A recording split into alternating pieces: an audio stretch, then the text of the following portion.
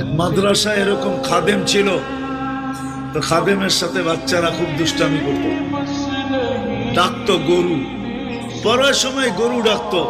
তো ও ছিল একটু সাদা সিধা, সহজ সরল, একটু হাবলা টাইপের, তো বেশি মাথায় নিত না। আবার দেখবেন হাবলা মানুষ চেতলে কিন্তু খবর আছে।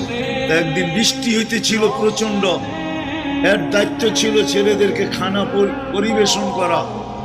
তো খানার সময় গেছে, খানা নিয়ে আসে না, তো ছেলেরা চিৎকার দিতেছে গরু কই গেল। একটু পরে দেখতেছে খানা নিয়ে আসতেছে, তো সবাই চিৎকার দিয়ে বলতেছে ওই গরু এত দেরি করলি কেন। বাস সরল সহজ তো লেগে গেছে মাথায়। মোতামিম সাহেবের কাছে যা বলতেছে চাকরি করব না। কেন?